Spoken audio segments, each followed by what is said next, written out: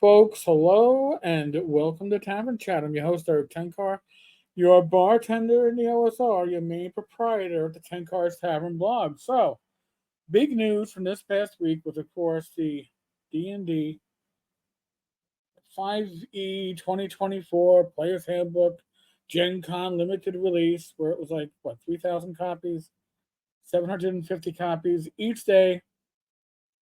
There were physical copies that were sent out to reviewers. Sly Flourish, Mike Shea, was sent a physical copy. He was offered a digital copy, but the digital copy had all of these restrictions to it, and the physical copy had none, or so he thought.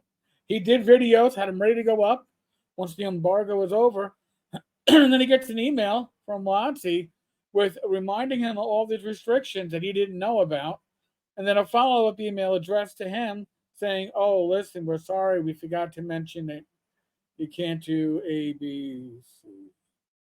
And your video is already out, but you got to blur out 75% of." And why is that?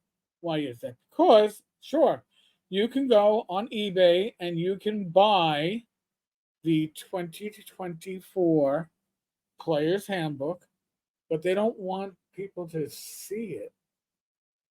Why? Because there is a copy, a PDF copy floating around.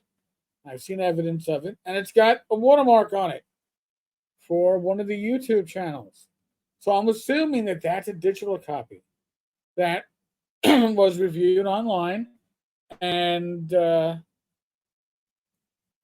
somebody stitched together a pretty blurry PDF. But if you want to buy a copy, 160. That's a buy it out price plus $7 and change for shipping. You can get your Player's Handbook, your $10 special offer for the 2024 Player's Handbook digital version. You can get your D&D 50th anniversary Dungeon Master tag for your Gen Con badge. You can get your 50th anniversary of D&D wristband, which enabled you to buy a copy, supposedly. And your anniversary die, which, by the way, I've seen people selling for $30 just for the die. $30, buy it out. 2050 bidding. I mean, eBay, you can bid on stuff. Hey, 16 hours to go. Only at $91. I suspect a lot of that stuff's going to hit at least 150, if not higher. Bidding wars are a thing. Some of them come with the dice and the band. Some of them don't. This one doesn't come with a band. Oh, here's the Player's Handbook. Oh, that's the cheapest price I've seen so far. It's just a handbook. It's not the die. Buy it now for $119 plus $13.50 shipping and handling. Look at that. You can own your own copy. So, as low as $119 without the tchotchkes.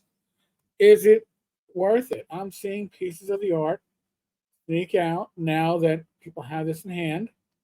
And there really does seem to be a Latin American theme going on to it, which isn't bad. I'm just don't see where the European fantasy that was classic D&D has always been European tradition, Northern European, Western European, whether you're talking Norse or Saxon or English or British. That's where that fantasy has always had its roots. Whereas with RuneQuest, the roots kind of go back to Greek and Roman traditions, I guess you could say, especially with the armor shown there. But I'm getting the feel that with 2024, WotC is aiming for new stuff. I guess they're trying to reinvent their customer base because, and we've already discussed the orc, you know, cultural picture, the human cultural painting. I did not see any white males. I'll probably do a video on that, a short one.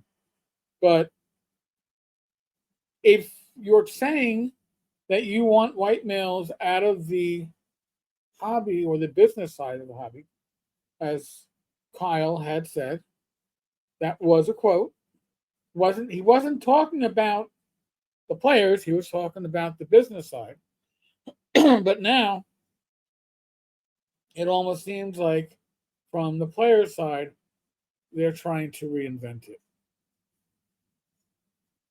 I don't have a copy of D&D 1024. I don't even really want a bad PDF copy.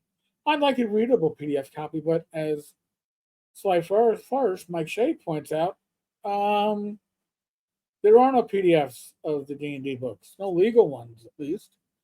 And apparently it's an anti-piracy idea.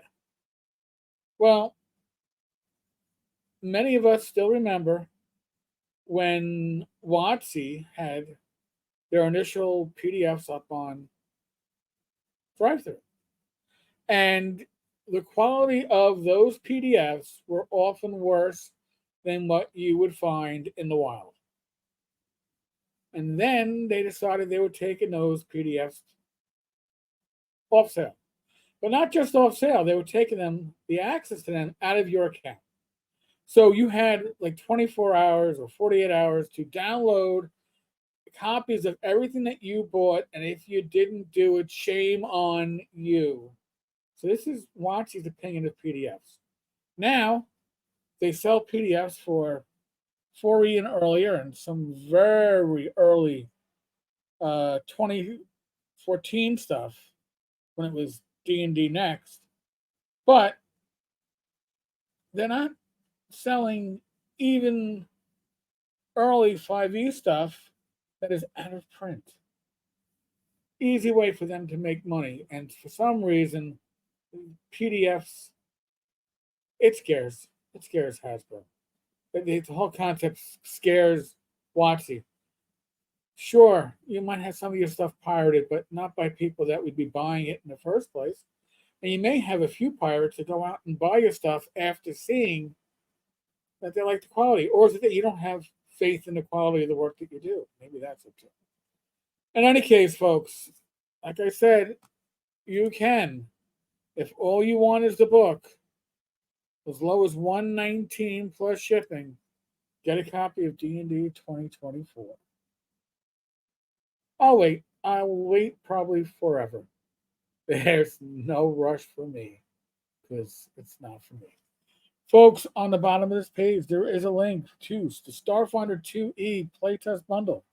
It's tenkars-tavern.games /Starfinder. tenkars-tavern.games /Starfinder if you want to support this channel. Best way to do so is to use our affiliate links. You'll find more affiliate links in the show notes, and there's a pinned comment to this video. All right, folks. I'll catch you all later. Be safe, be well, God bless. Roll those dice, roll them well. Be good.